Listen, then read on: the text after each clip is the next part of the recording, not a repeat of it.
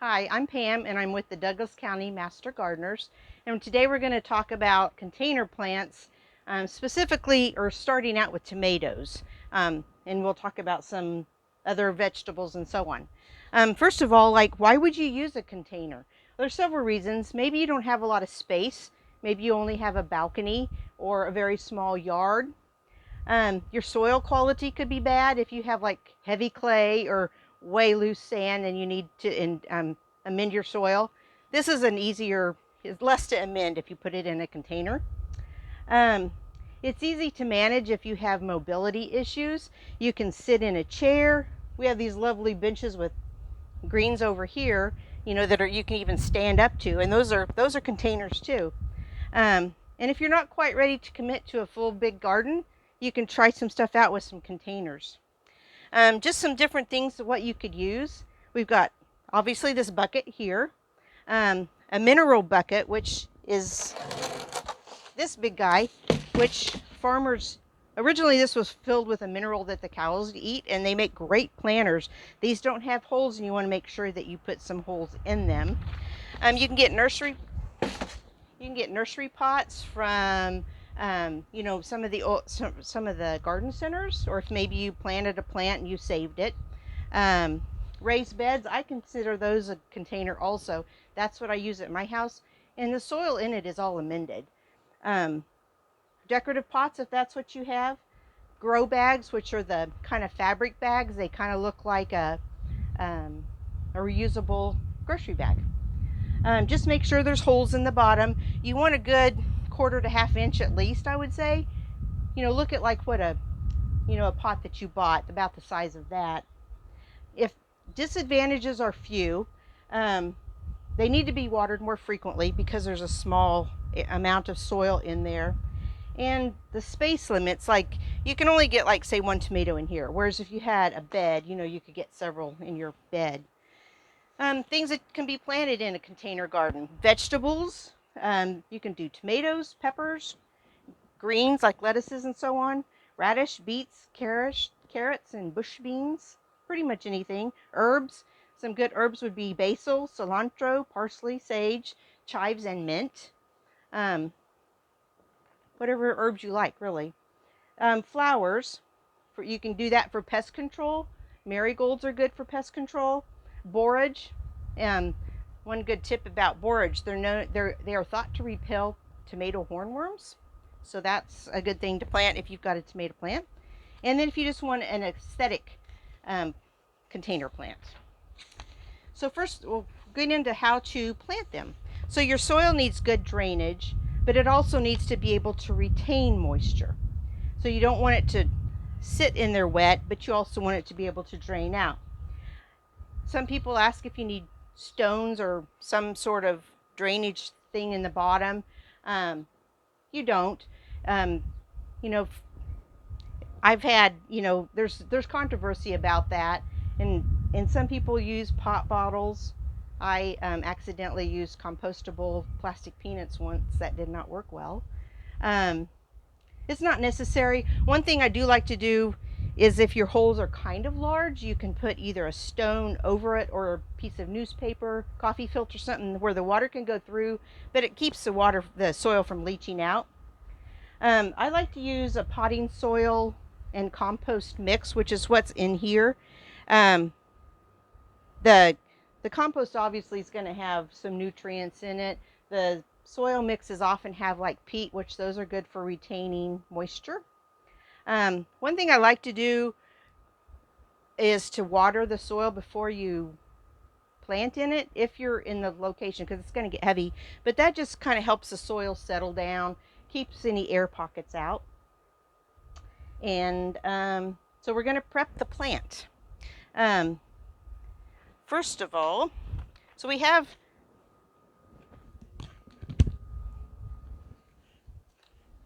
so today we're going to plant this tomato plant. But I wanted to show this.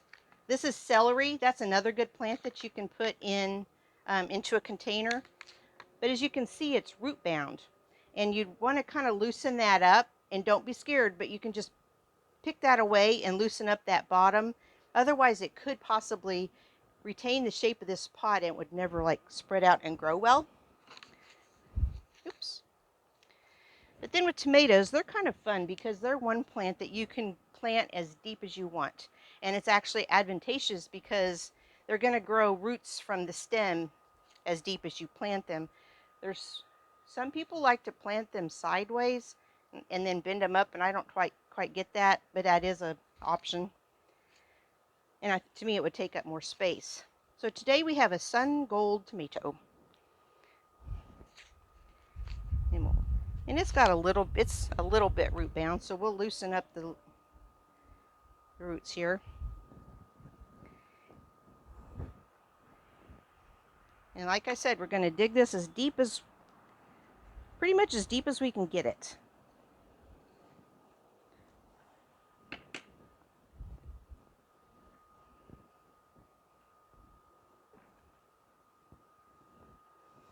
And then I like to give it just a little pat down because that's going to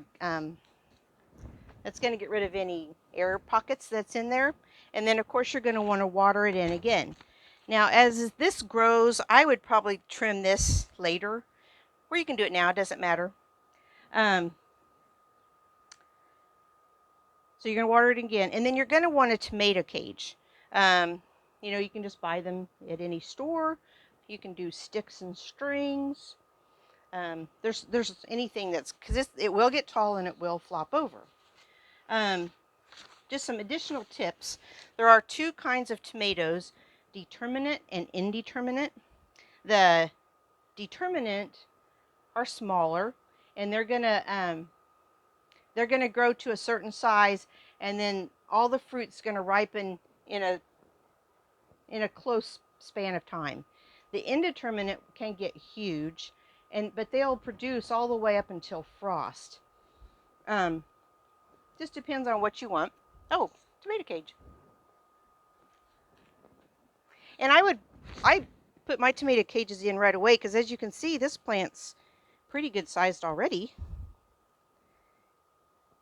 And can you imagine trying to get this guy in when it gets bigger? And I tuck all those little stems in, and that's something else I do through the season is keep the little stems tucked as they grow.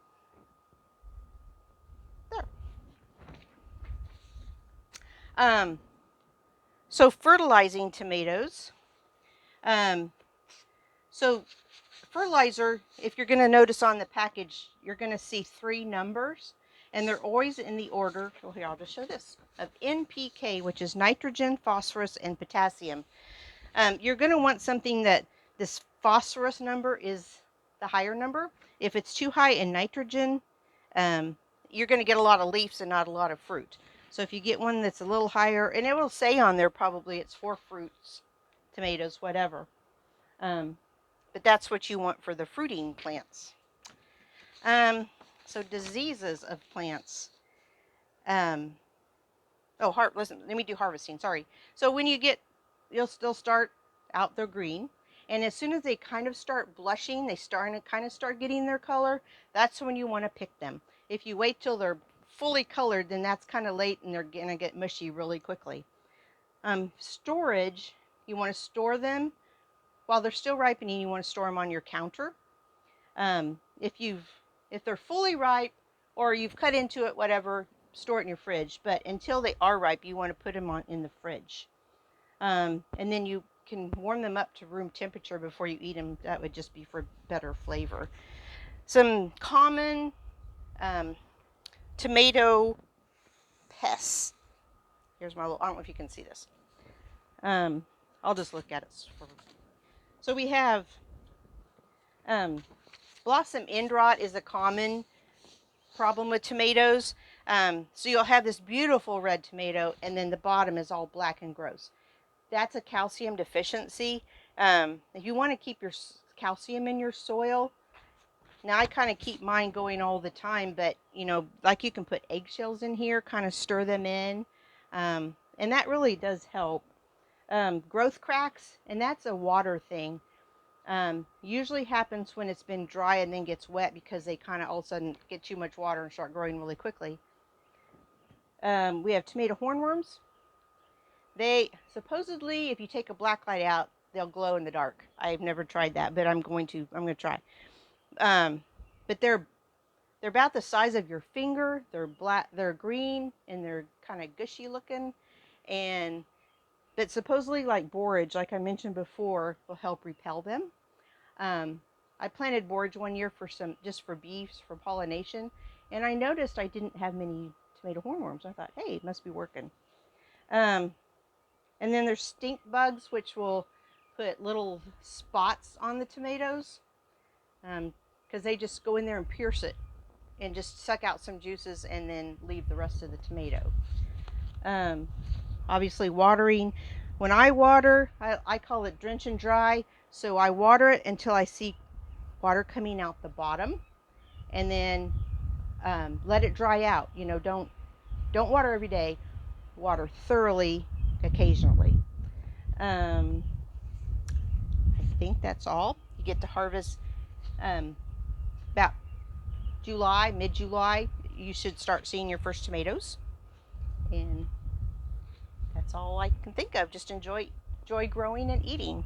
It's some. Oh, I guess we talked about the herbs a little bit. So, any questions? Question. Yes, ma'am. If you put eggshells in, how do you do that? Do you just, when you crack your egg, you put it in, or do you Well, have to do anything to them? I put mine in my compost, and then that's another thing. I top dress my tomatoes. Like after I plant them, then I top dress it with some compost, and all that good stuff leaches in, and it keeps the weeds down. So my eggshells are in there, but I would just crunch them up. Some people bother to dry them. I don't think that's necessary. Just scratch them up and then go mix them Just, in the soil? yeah, just kind of scratch them in there. I do have a question. Okay. So you talk about fertilizer. When does the fertilizer go? Well, like you could put some on like from the get go, but you want to be careful if your potting soil has fertilizer in it. You probably want to wait. Personally, I don't really fertilize much, but then I try to keep my soil like composted and well, you know, well fertile, whatever. Um, so if you start seeing, if you're not getting fruit or, I'd be careful with anything nitrogen because then you're just going to get a bunch of leaves. So if you've got good soil, I really don't fertilize much. So, but if you're using soil from last year, maybe put a little on right now when you're planting. And that's all we have for today. Thank you.